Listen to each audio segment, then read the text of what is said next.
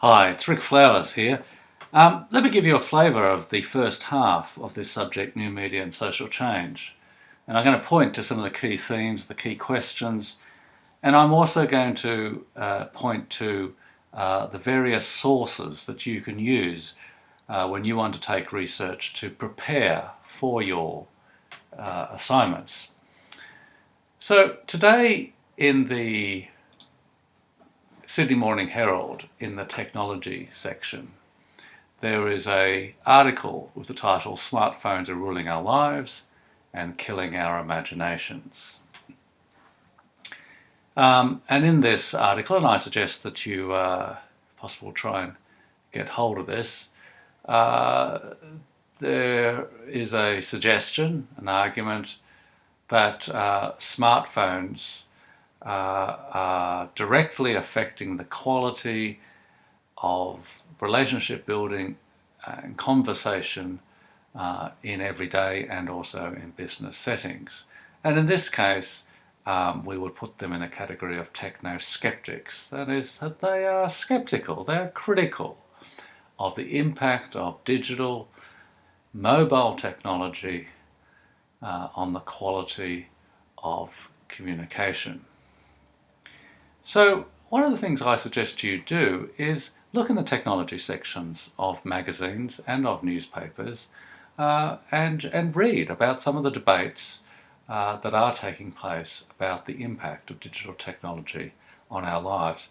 So that points to the an aspect of the first assignment, and that is, what impact has new media had on the building of community? Now, building of community also includes friendships.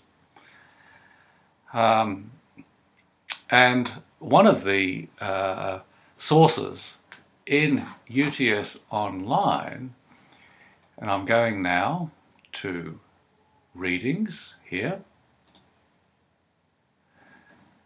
I'm opening that up, and here you will see I've organised the readings into various folders.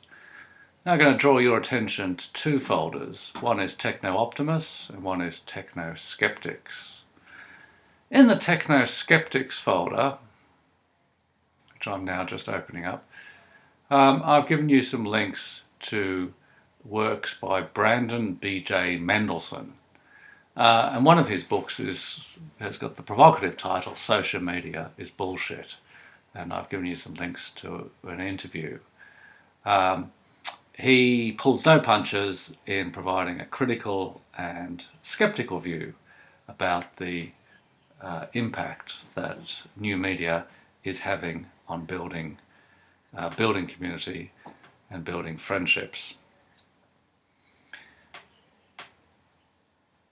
But in the first assignment and in the first workshop, Thursday and Friday next week, I'll be leading discussion and workshopping where we're not only considering what impact new media has had on or is having on the building of community and friendship, but also asking the question, has new media played a role in strengthening democracy? Now, strengthening democracy is directly linked to the question of building community, because democracy requires the citizens to be educated, informed, and able to engage in discussion and debate about topics that matter to them. So think about a number of websites. So now I'm asking you to think about the impact of new media on democracy and the impact of media on the building of community. So let's think about some well-known websites. So think about TripAdvisor. TripAdvisor here is on the front page, is the world's largest travel site. So I obtained this. So I'm going to go back to, let's see, the page the front page that you normally, the splash page for TripAdvisor. But what I'm going to ask you to do when you're studying various websites is to go down to the bottom of those websites, and there you will find a link to information about the history and background of this organization that convenes the website. And in this case, the company is called TripAdvisor. So you go to About Us, and here, About Us, it gives you information about what in fact the purpose of TripAdvisor is, and the history. Now, on the face of it, TripAdvisor can be seen to have democratized the way in which hotels, bars, restaurants, and so on are reviewed, because no longer are these reviews in the hands of elite people like Matt Preston on MasterChef. But now everybody who goes and stays in a hotel or a restaurant or goes to a restaurant can offer their views. Arguably, that could be seen as democratizing. But there are those who are saying, well, in fact, that represents a commodification, a commercialization of what used to be a host-guest relationship. Another website I'll point you to is Wayne. So I go here to Wayne. The splash page looks like this, and it's for people who love traveling. So I scroll down to the bottom and I go to About Us, and this is where you can actually do some research about this particular website. Now, on the face of it, it's impressive. 20 million members in 196 countries. 1.5 million travel opinions shared each month. 1 million travel photos shared. And Wayne says it is actually about trying to build communities of people with like-minded interest in particular travel destinations. Let me point you to another website, DeviantArt. So I'm going to go to splash page here, and again I'm going to scroll down to the bottom, and here it's actually very small, but it's here, it's about.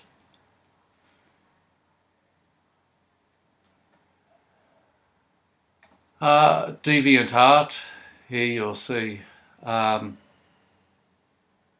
has over 38 million registered members.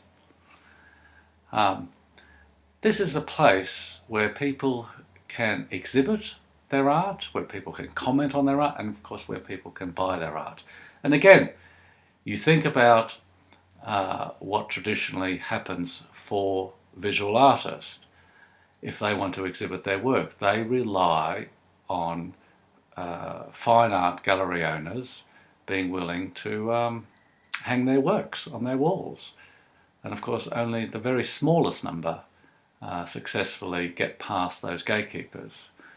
Well, new media provides, through the internet, a space in which hundreds of thousands of artists who otherwise wouldn't get an opportunity to exhibit their work can do it here.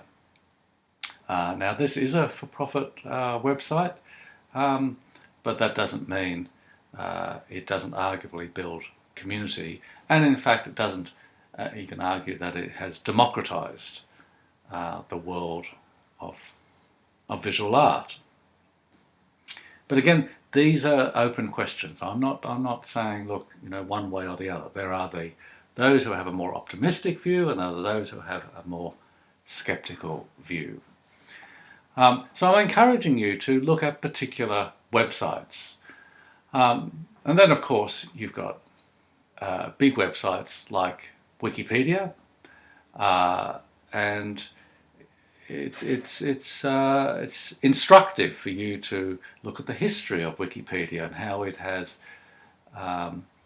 created a new genre and replaced the old-fashioned encyclopedias, print-based encyclopedias. But what in particular you should look at when you're researching an organisation and a website like Wikipedia is their claims to having created a new type of open politics, a new type of authorship. Likewise, YouTube.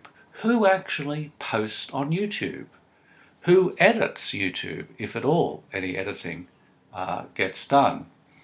And what are the politics of websites like Wikipedia and YouTube that are so open about who can post and who can be an author?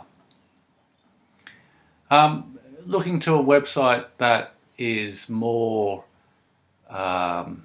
designed to foster political discussion. Well, actually, that's a good question. Is it really political discussion or social discussion? It is Reddit. Now, if you go to Reddit, the splash page looks like this.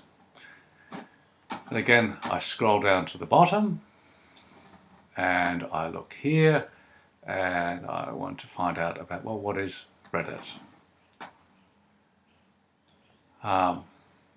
And here it says, well, Redditors vote on which stories and discussions are important. There are lots of different discussion forums. Anyone can create a subreddit, or a community they in fact call it, and people can comment on those stories. Reddit is open source. That means that it's freely available to the public. Now, when you look at the values of Reddit, say things like this: remember the human, give people voices, respect anonymity and privacy, embrace experimentation, make deliberate decisions, be doers. And I don't know what the spirit of Lambosaurus refers to.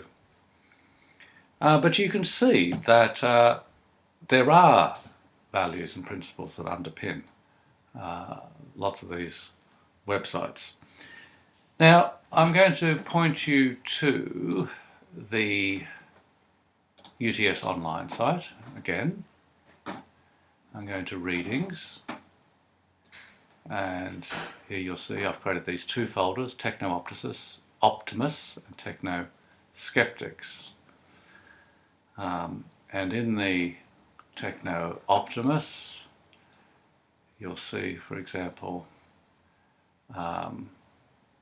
a variety of sources of major figures who argue that new media is having a positive impact on the project of building communities and strengthening democracies.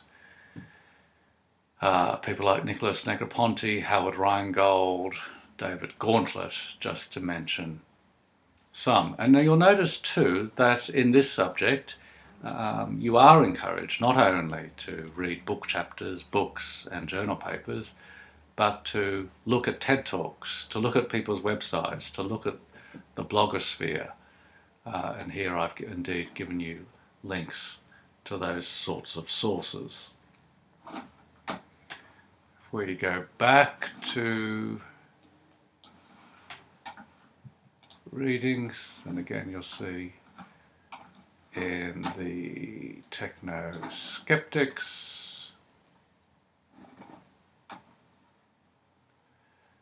there are again a number of sources here. Nathaniel Takutz, Astra Taylor and Brandon B.J. Mendelsohn, three prominent figures who can be labelled as techno-skeptics, who are anxious and critical about the impact new media is having on the project of strengthening democracy and building community. Now, to finish off this podcast, I might point you to a TED Talk given by Nicholas Negroponte, which you will find in this folder, Techno Optimus. Here, Nicholas, you go to Nicholas Negroponte here, and he gives a TED Talk that goes for about 19 minutes, where he offers a history. So it's this one here, the 30-year history of the future. In fact, he's talking about the last 30 years. At the end of his talk, he provides an interesting suggestion about what he thinks will happen over the next 30 years. And in fact, he suggests that we are going to see the invention of tablets or pills which we can ingest. Instead of reading, we can actually swallow these pills and we will ingest this information. I don't know if anyone ever saw the film Barbarella with Jane Fonda, made back in the 1968. It's a science fiction film where, in fact, that happened, where people took pills to instead of eating, instead of loving, instead of reading, instead of talking, they took pills. And I sent out an email a couple of weeks ago too, recommending a book by David Eggers here called The Circle, and it's a dystopian novel. It's a bit like George Orwell's 1984, and it describes a fictional company in the near future where, say, let's imagine that Facebook and Google and Twitter have all joined forces and created this new company. And this new person joins this company, and it describes how she is expected to participate very actively online. But let's think about the consequences of what active online participation does to one's sense of privacy and indeed the sort of friendships that one has. All right, I'll see you next Thursday, and